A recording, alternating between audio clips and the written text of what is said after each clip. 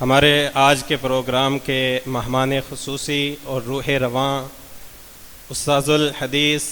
فقیہ نفس استاذ العلماء، ایک عظیم فکر، ایک تازہ فکر رکھنے والے، ملک عزیز کے نامور عالم دین، میرے استاذ مکرم اور محترم نائب صدر جامعہ اسلامیہ امدادیہ شیخ الحدیث حضرت مولانا مفتی محمد زاہد صاحب تشریف لا چکے ہیں۔ ہم دل کی اتھاہ گہرائیوں سے انہیں خوش آمدید کہتے ہیں۔ ہزار خوف ہوں لیکن زباں ہو دل کی رفیق، ہزار خوف ہوں لیکن زباں ہو دل کی رفیق، ازل سے یہی رہا ہے قلندروں کا طریق، بول کہ لب آزاد ہیں تیرے کے موضوع پر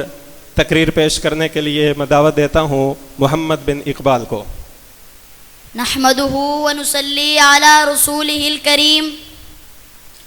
اما بعد، صدر ذی وقار اور معزز حاضرین کرام، السلام علیکم ورحمۃ اللہ وبرکاتہ۔ مجھے آج جس موضوع کو تقریر کے گلدستے میں سجانا ہے وہ ہے بول کے لب آزاد ہیں تیرے۔ جناب والا، جب چاروں طرف منافقت اور بے حسی کے اندھیرے چھانے لگے، جب انسانیت حق و صداقت کی معمولی سی کرن کے لیے بھی ترسنے لگے،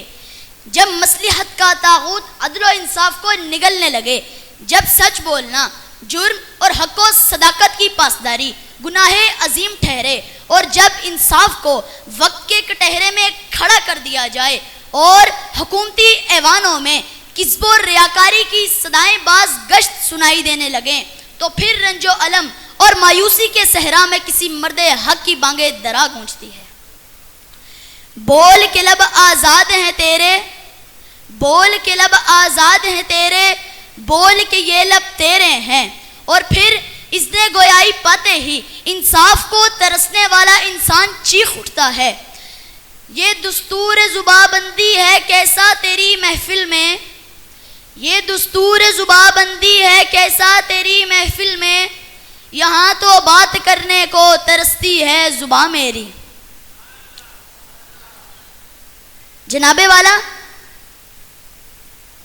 جب چاروں طرف منافقت اور بے حسی کے اندھیرے چھانے لگے، جب انسانیت حق و صداقت کی معمولی سی کرن کے لیے بھی ترسنے لگیں، جب انسانیت حق و صداقت کی معمولی سی کرن کے لیے بھی ترسنے لگے، آزادی کے لبوں کا یہی ترانہ شوق صداقتوں کو نئی زندگی دیے جاتا ہے۔ اے خاک نشینوں اٹھ بیٹھو،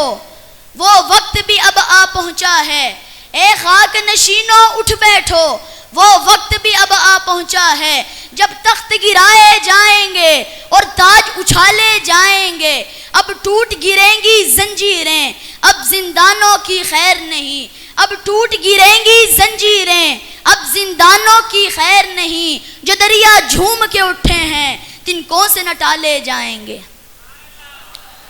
جناب والا، زمانے کے جھوٹے خداؤں کی کوششیں اپنی جگہ،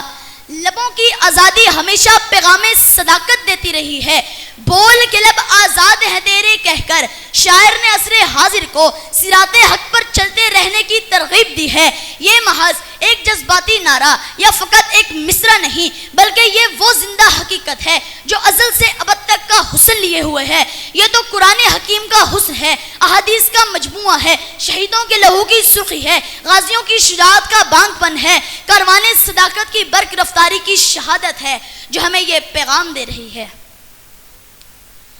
لکھتے رہے جنوں کی حکایات خوں چکا،